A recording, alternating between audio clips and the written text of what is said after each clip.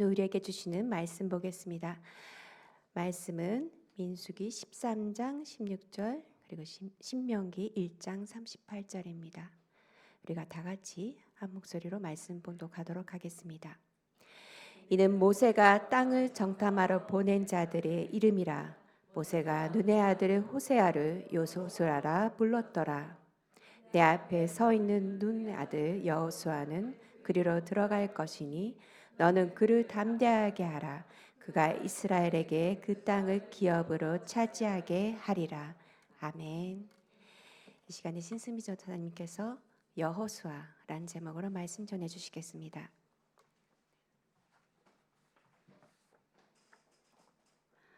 오늘부터는 여호수아에 대한 말씀을 시작하도록 하겠습니다.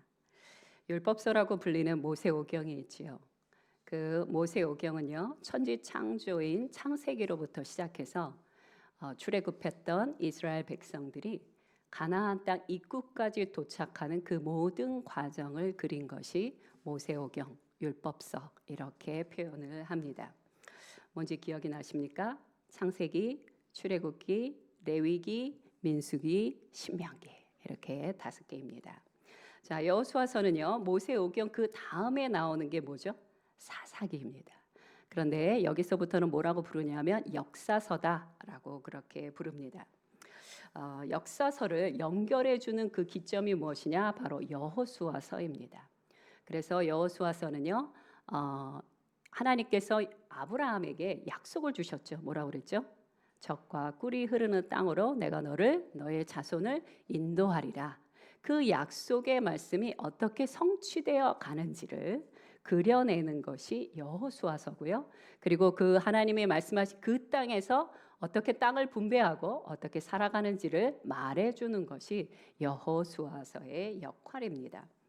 그러므로 여호수아서는 성경의 연속성과 통일성을 연결해주는 아주 중요한 단초, 고리와 같은 연결을 하고 있고요. 또한 하나님의 언약, 약속의 땅, 하나님의 백성과 같은 중요한 신학적 요소들을 말해주고 있는 것이 바로 여호수아서입니다. 여호수아서는요, 가나안 땅에 입성한 이후에 그 땅에서 어떻게 살아갈까라고 하는 많은 것을 말해주는데요. 특별히 여호수아는 이것에 대하여 크게 2가지로 요약을 할 수가 있습니다. 2가지로 요약하면 뭐냐면요. 첫째, 하나님은 약속하신 것을 반드시 지키시는 신실하신 하나님이시다. 이것이 첫 번째예요. 그리고 2번째 핵심은 무엇이냐면요. 하나님은 범죄한 자를 반드시 심판하신다고 하는 공의로운 하나님에 대해서 강조하고 있습니다. 특히 이스라엘 백성들이 가나안 땅을 진격해서 이스라엘 땅을 취하는 것이 이스라엘 백성들 입장에서는 하나님의 언약의 말씀이 성취되는 게 맞아요. 그죠? 그런데 그 가나안 땅에 사는 사람들은 웬 날벼락입니까? 갑자기 듣도 보도 못한 거리를 그 광야를 방황하던 이 유대 민족이라는 사람들이 갑자기 쳐들어오더니 자기네 땅을 야금야금 전부 다 점령해 간다는 것을 그들은 이해할 수가 없는 것이에요. 하지만 제가 아까 뭐라고 말씀드렸습니까? 이 여호수아의 핵심 내용 중에 2번째가 하나님의 공의로우심이라고 했습니다. 자, 이스라엘 백성들에게 있어서 가나안 땅을 점령해 들어가는 것은 하나님의 언약의 성취이지만 가나안 땅 백성들의 입장에서는 그럼 어떻게 받아들여져야 되는 것입니까? 그들의 죄로 말미암은 심판이라는 것이에요. 하나님의 공의로우심이 바로 그때에 임하게 된다는 것입니다. 당시 가나안 땅은 어떤 곳이었냐면요. 타락한 다신주의와 그리고 성적인 문란함과 잔인성이 극에 달했던 곳이었습니다. 그래서 이미 이 아브라함 때부터 그들의 타락성에 대해서 성경은 언급하고 계십니다. 창세기 15장 16절 말씀을 함께 보도록 하겠습니다. 시작. 내 자손은 4대 만에 이 땅으로 돌아오리니 이는 아모리 족속의 죄악이 아직 가득 차지 아니함이니라 하시더니. 자, 이 얘기는 뭐예요? 가나안 족속의 죄가 없었다는 것입니까? 아니요. 죄가 있기는 있는데 아직 차지 않았다. 그러니 너희는 네 세대가 지난 다음에야 이곳을 오게 되리라. 이미 창세기에 이것이 기록되어 있는 것입니다. 하나님의 심판은 언제 일어난다고요? 죄 하나 짓고 두 개 지면 하나님 심판이 꽝 임합니까? 아니에요. 때가 참회처럼 우리의 죄악이 가득 차면 그때 하나님의 심판이 꽝 임하는 것입니다. 그래서 제가 자주 말씀드리죠. 나 이 죄 지었는데 아무 일도 일어나지 않네요. 당연합니다. 그때는 일어나지 않습니다. 그러나 이것이 반복되고 어느 날 그 때가 차면 하나님의 심판이 임하게 되는 것입니다. 특히 가나안 땅의 지정학적 위치가요, 고대 문명의 아주 그 출원지라고 말할 수 있습니다. 메소포타미아 지역 아시죠? 그 메소포타미아 그와 애굽의 교통의 아주 최고의 요충지였습니다.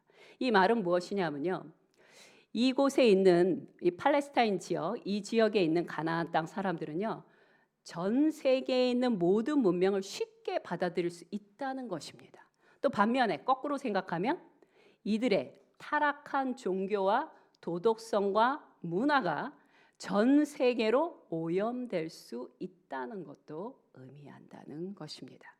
그러므로 타락한 가나안의 문화와 종교를 그대로 놔둔다는 것은 전 세계로 그 죄악이 퍼져나가도록 내버려 두는 것이기에 하나님께서는 이스라엘의 가나안 정벌을 통해 악성 종약을 드러내는 외과적 수술을 진행하는 거라는 것이에요. 그래서 우리는 여호수아서를 읽다 보면 이거 너무 심한 거 아닌가? 모든 민족을 다 멸하라 하시다니. 그런데 바로 이런 이유가 있다는 것입니다. 즉 이스라엘을 하나님의 심판의 도구로 삼으사 그들로 하여금 가나안 족속을 멸하시고 대신 정결한 제사장의 민족으로서 그 가나안 땅을 거룩해 하는 자로, 그 땅을 섬기는 자로 그들을 가나안으로 부르셨다는 것입니다. 그러므로 죄에 대한 심판에 있어서는 이스라엘 백성들도 절대 예외가 아닙니다. 여러분, 아간의 죄를 아시죠? 아간이 사람들 몰래 죄를 지었어요. 그런데 그 다음에 어떤 일이 벌어졌습니까? 하나님께서 아이성과의 전투에서 이스라엘 백성들 아주 처절하게 망하게 만들었어요. 패하게 만들었어요. 이스라엘 백성들을 수없이 많이 죽게 하셨습니다. 여호수아는 이해가 되지 않았어요. 하나님, 도대체 이 일이 무엇입니까? 왜 우리로 이것에 대하여, 이 전투에 대하여 패하게 하셨습니까? 그때 하나님께서 그 죄가 무엇인지 추적하게 하십니다. 그 다음에 어떻게 하세요? 아간의 죄를 온전히 드러나게 하사, 아간 한 명만 죽이셨습니까? 아니요. 아간과 그의 식솔과 그의 재산과 그의 양과 목축과 모든 것을 불태워버리게 하십니다. 그리고 불태운 그곳에 돌무더기를 만드십니다. 그제서야 심판이 끝나게 됩니다. 여호수아서 7장 26절 말씀 함께 보도록 하겠습니다. 시작. 그 위에 돌무더기를 크게 쌓았더니 오늘까지 있더라. 여호와께서 그의 맹렬한 진노를 그치시니 그러므로 그곳 이름을 오늘까지 아골골짜기라 부르더라. 아골골짜기의 기원이 바로 아간의 범죄입니다. 이처럼 여호수아에는요, 언약을 지키시는 하나님의 신실함과 죄를 지었으면 반드시 심판을 받게 하신다는 하나님의 공의로우심이 강조됨으로써 하나님 앞에 어떻게 경외함으로 살아야 될지를 생생하게 보여주는 것이 여호수아서입니다. 자, 여호수아의 삶은 크게 3단계로 나눌 수가 있습니다. 첫 번째는 애굽에서 태어나 그곳에서 40년을 삽니다. 그 다음에는 모세의 비서로 수종 드는 자로 광야에서 40년을 삽니다. 그 다음에 모세가 죽고 난 다음에는 이스라엘의 대표자, 지도자로서 25년의 세월을 사는 것이 바로 여호수아의 인생이었습니다. 여호수아가 성경에서 처음으로 등장하는 장면이 어딘지 기억나십니까? 아말렉과의 전투입니다. 광야에서 있었던 처음으로 전투했던 아말렉과의 전투였습니다. 자, 그런데요. 이 출애굽기 17장 8절과 9절 말씀 한번 성경으로 먼저 보겠습니다. 시작. 그때 아말렉이 와서 이스라엘과 르비딤에서 싸우니라. 모세가 여호수아에게 이르되 우리를 위하여 사람들을 택하여 나가서 아말렉과 싸우라. 내일 내가 하나님의 지팡이를 손에 잡고 산 꼭대기에 서리라. 아멘. 성경은요. 그 인물에 대하여 처음 소개할 때 그 사람의 일생이 어떻게 되는지를 우리에게 소개해 줍니다.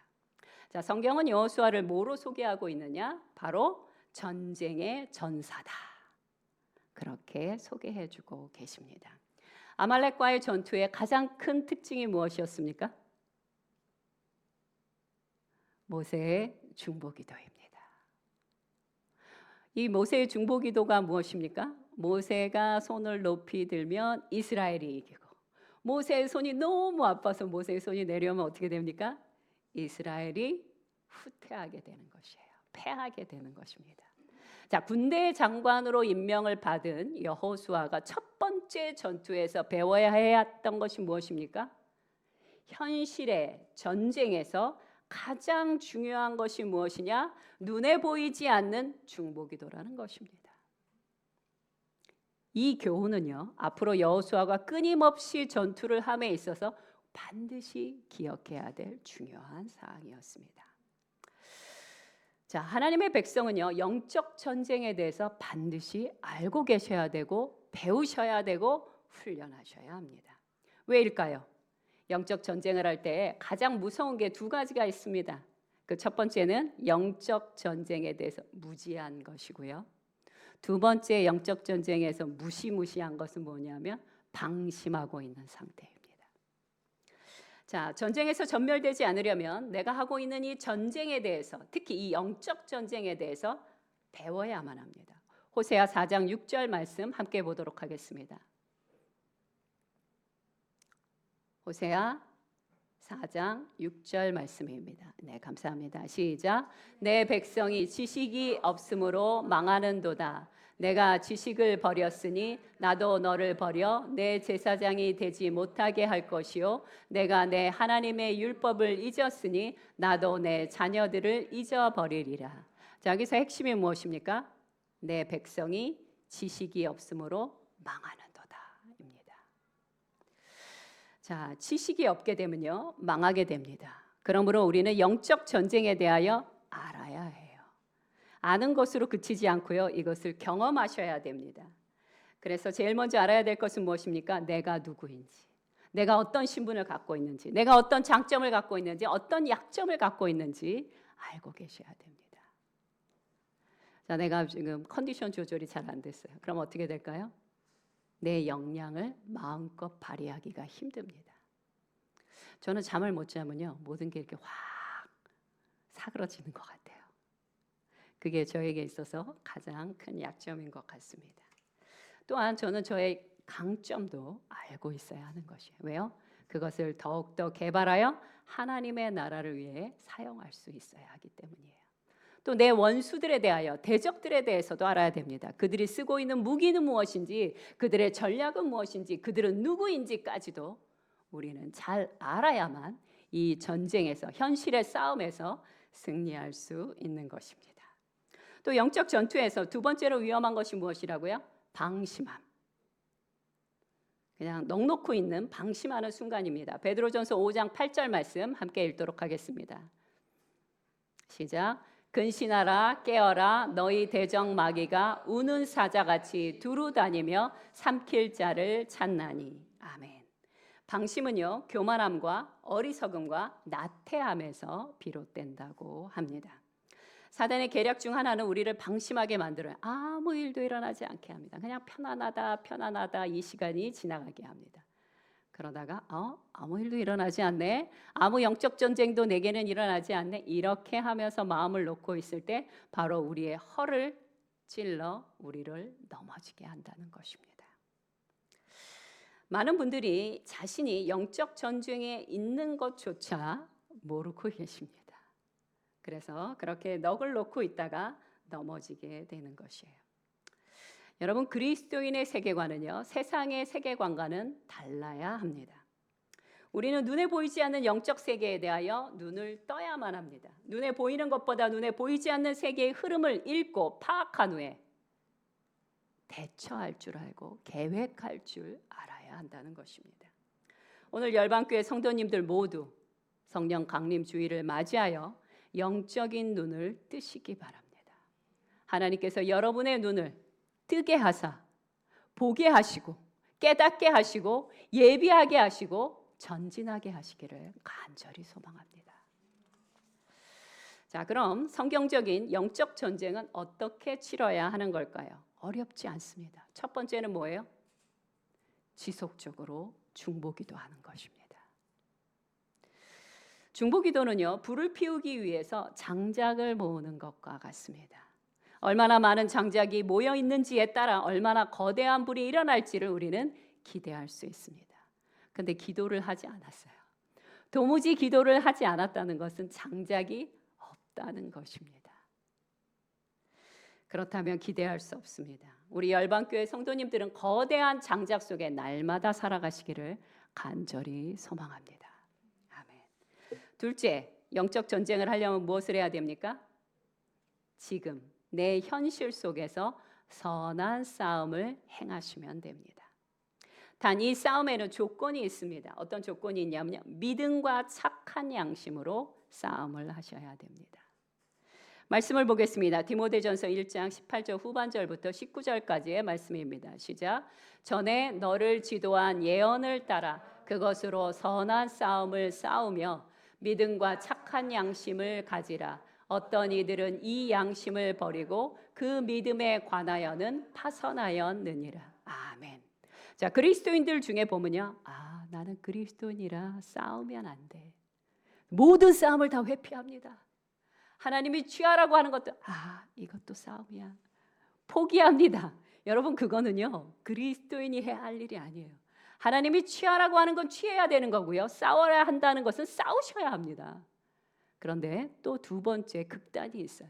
그래, 하나님이 나보고 싸우라고 하셨지, 이 전투에 임하라고 하셨지, 그러면서 착한 양심을 다 버리고 믿음도 다 버리고 세상 사람들이 하는 거랑 똑같이 싸움을 하려고 그래요. 여러분, 그것은 그리스도인의 싸움이 절대 아닙니다.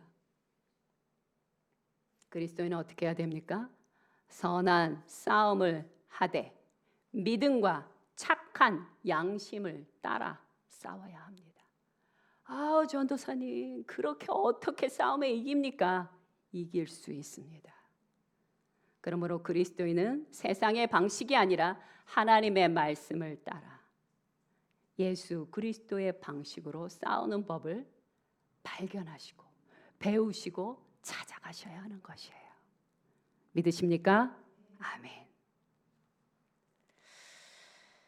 자, 성도들이 행해야 할 싸움, 믿음과 착한 양심을 지키며 현실적인 전투를 행하는 것이에요. 첫 번째 뭐라고요? 중보기도. 두 번째 뭐라고요? 선한 싸움입니다. 이 두 가지가 영적 전쟁입니다. 싸우며라는 이 히브리어 원문이요, 무슨 뜻이냐면요, 진리의 말씀을 순종하기 위해서 계속해서 전심전력으로 노력하고 훈련한다는 뜻이에요. 내가 지금 싸우고 있다? 뭐 하는 거예요? 하나님의 말씀에 순종함으로 노력한다는 것이에요. 언제까지? 그 일이 이루어질 때까지예요. 우리는 낙심하지 않습니다. 주 예수 그리스도의 이름으로 일어나 다시 그 길을 걸어갑니다. 우리나라 사회학자들은요, 이거 다른 나라 얘기하는 거 아니고요, 오늘날 우리나라 사회학자들은 이런 말씀을 많이 하십니다. 과거 어느 세대보다 부모의 유산이 더 중요한 시대가 되었다라고 말합니다. 왜냐하면 우리나라는 처음으로 지금의 젊은 사람들이 부모 세대보다 더 가난하게 될 수 있는 확률이 더 많아졌기 때문입니다. 그래서 우리나라에 유행하는 말이 뭐가 있죠? 금수저, 흙수저라는 말이 굉장히 많이 유행을 하고 있습니다. 그러나 예수 그리스도를 믿는 모든 성도들은요, 혹시 육신의 부모님이 내게 뭘 주지 않는다 하시더라도 우리에겐 이미 성경에 기록된 풍성한 유산이 있습니다. 한번 살펴보겠습니다. 에베소서 1장 3절 후반절 말씀입니다. 시작. 우리 주 예수 그리스도의 아버지께서 그리스도 안에서 하늘에 속한 모든 신령한 복을 우리에게 주시되. 아멘. 여러분, 하늘에 속한 모든 신령한 복이 무엇일까? 궁금하지 않으십니까? 저는 궁금합니다. 몹시 궁금합니다. 저도 받고요. 여러분도 충분히 받기를. 그래서 그것이 무엇인지 저에게 좀 자랑해 주시길 간절히 소원합니다. 아멘. 하나님께서 예수 그리스도 안에 거하는 자마다 하늘의 신령한 복을 주시겠다라고 약속하십니다.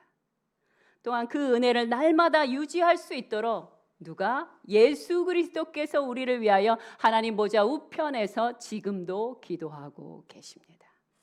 히브리서 7장 25절 말씀 한번 확인해 보겠습니다. 시작.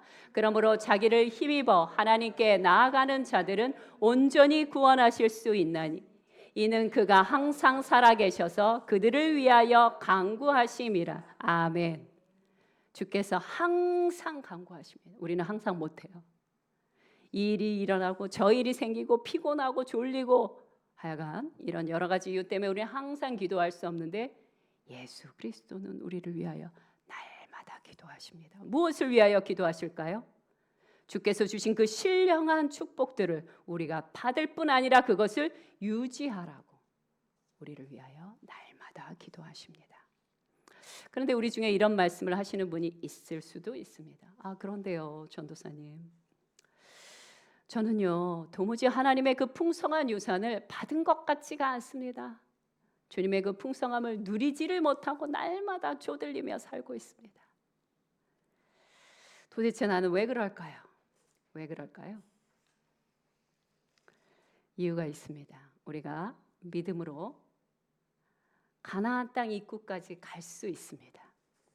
근데 우리가 가나안 입구까지 갔더니 가나안 거민들이 막 우리를 환영하면서 어서 오세요. 여러분을 환영합니다. 그러면서 막 꽃다발을 우리 목에 막 걸어주면서 자, 이제부터 이 땅은 다 당신들의 것입니다. 이러면서 우리에게 내어줍니까? 아니요. 그러지 않습니다. 제가 아까 뭐라고 말씀드렸죠?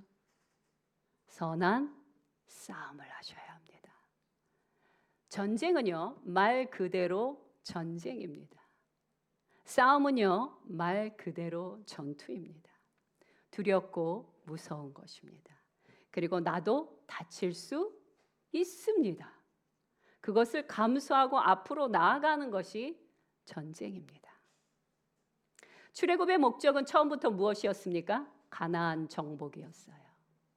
그런데 이스라엘 백성들은요, 자신들이 출애굽한 그 목적을 처음 잊어버립니다. 그래서 못 싸우겠어요. 그리고 가데스 바네아에서 어떻게 합니까? 안 들어가기로 결정을 했죠.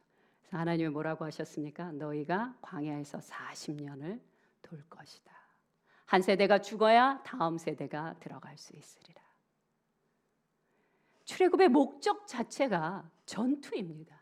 싸움이에요. 근데 우리 그리스도인은 그 싸움을 뭐라고 얘기합니까? 선한 싸움이다.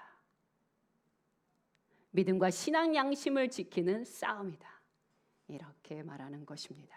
우리는 다양한 형태로 공격해 들어오는 현실적인 전투와 영적 전쟁을 치러야만 합니다. 에베소서 6장 12절 말씀 함께 보도록 하겠습니다. 시작. 우리의 씨름은 혈과 육을 상대하는 것이 아니요 통치자들과 권세들과 이 어둠의 세상 주관자들과 하늘에 있는 악의 영들을 상대함이라. 근데 이 전쟁에 있어서 첫 번째 해야 될 게 뭐라고요? 중보기도입니다. 기도가 쌓여진 후에 그 다음에 선한 싸움을 나아가는 것입니다. 어디로? 내가 살고 있는 현실의 터전으로. 그것이 영적 전쟁이에요. 한 가지 기쁜 소식을 알려드리겠습니다. 예수 그리스도께서 이미 마귀의 결정타를 멸하셨습니다. 약간은 살아남아 있어요. 약간 살아남아서 어떻게 합니까? 마치 어미 사자가 짐승을 잡아서 거의 죽인 상태에서 새끼들에게 주고, 그래서 그것으로 싸움의 경험을 쌓게 하듯이 마귀는 이미 거의 멸했지만 아직 힘은 있어요. 그래서 우리를 다치게 할 수 있어요. 망하게 할 수 있습니다. 하지만 믿음으로 나아가는 자는 반드시 승리를 거두게 됩니다. 히브리서 2장 14절 후반절 말씀 함께 보도록 하겠습니다. 시작. 죽음을 통하여 죽음의 세력을 잡은 자 곧 마귀를 멸하시며 누가? 예수 그리스도께서 우리를 위하여 그렇게 행하셨습니다. 예수님은요, 우리를 구원해 주신 다음에 우리의 손을 이끌어서 당장 천국으로 끌고 가기 위해서, 데려가시기 위해서 우리를 구원하셨습니까? 아닙니다. 그렇다면 우리는 이 자리에 아무도 없을 거예요. 근데 왜 우리는 여전히 구원받았는데도 이 땅에 남아 있을까요? 이유가 있어요.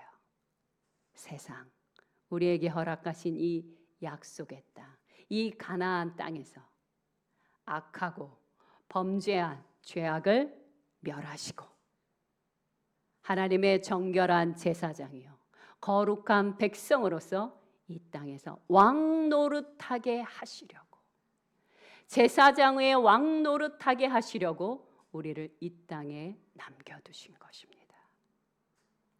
아멘.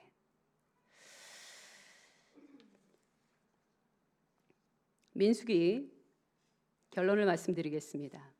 민수기 13장 8절에서 여호수아의 원래 이름은 뭐라고 불렀다고요? 호세아라고 불렀다고 합니다. 호세아는 구원이라는 뜻이에요. 구원이라는 이름을 지닌 호세아였는데 모세가 그의 이름을 여호수아라고 불렀다라고 말합니다. 민수기 13장 16절 후반절 말씀만 함께 더 읽겠습니다. 시작. 모세가 눈의 아들 호세아를 여호수아라 불렀더라. 자, 이 이름은요, 호세아라는 이름에 여호와를 붙인 것이에요. 그래서 어떻게 해석하면 됩니까? 여호와께서 우리를 구원해 주신다. 여호와로 말미암아 구원하실 것이다. 이런 이름의 뜻이 여호수아라는 이름의 뜻입니다. 자, 여호수아로 이름을 바꾼다는 것은 언제쯤의 일이었냐면 출애굽하고 2년이 지난 그때쯤이었습니다.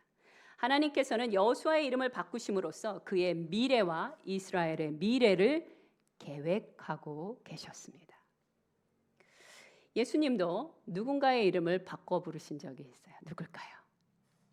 베드로.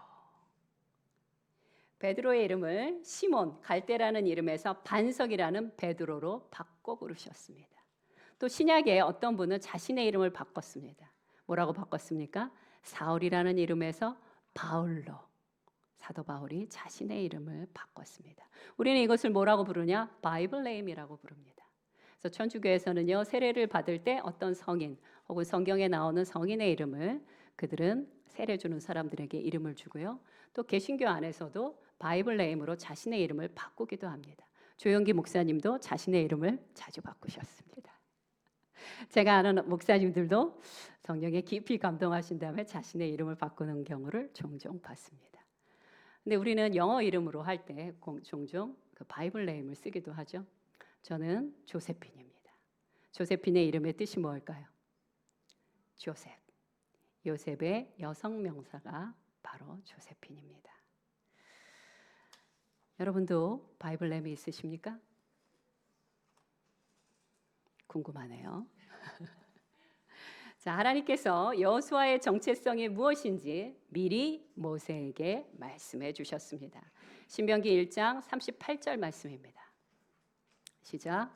내 앞에 서 있는 눈의 아들 여호수아는 그리로 들어갈 것이니 너는 그를 담대하게 하라. 그가 이스라엘에게 그 땅을 기업으로 차지하게 하리라. 아멘. 여러분, 가나안 땅에 들어가고 싶었던 건 모세도 마찬가지였어요.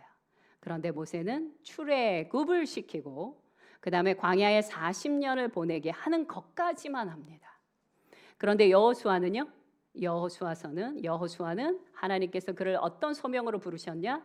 그 땅에 들어가서 그 가나안 땅을 차지하고 그리고 차지한 그 땅에서 그 삶을 누리게 하시는 것까지 여호수아에게 허락해 주십니다.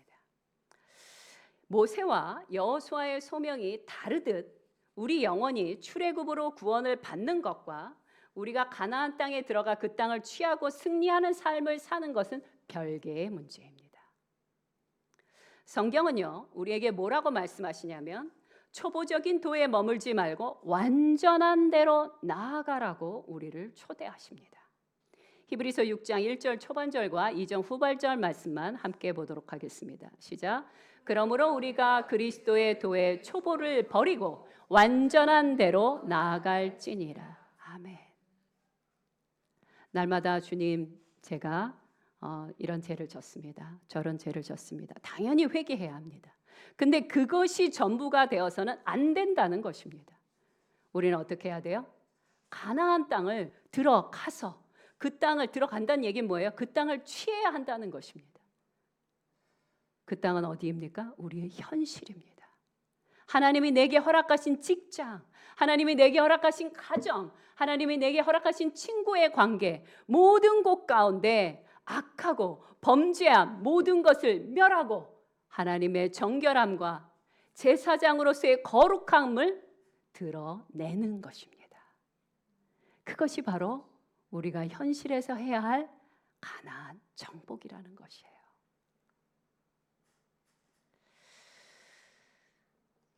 우리는 예수 그리스도께서 세상을 이긴 믿음을 소유한 자입니다. 주님이 그 믿음을 이기시고 우리에게 주셨습니다. 그러니 우리는 선한 싸움을 싸우며 이 땅에 사는 동안 이기고 승리하는 언약 백성으로 나아가야 하는 것입니다. 말씀 한 절 읽고 말씀을 마치도록 하겠습니다. 요한일서 5장 4절 말씀입니다. 시작. 무릇 하나님께로부터 난 자마다 세상을 이기느니라. 세상을 이기는 승리는 이것이니 우리의 믿음이니라. 함께 기도하겠습니다.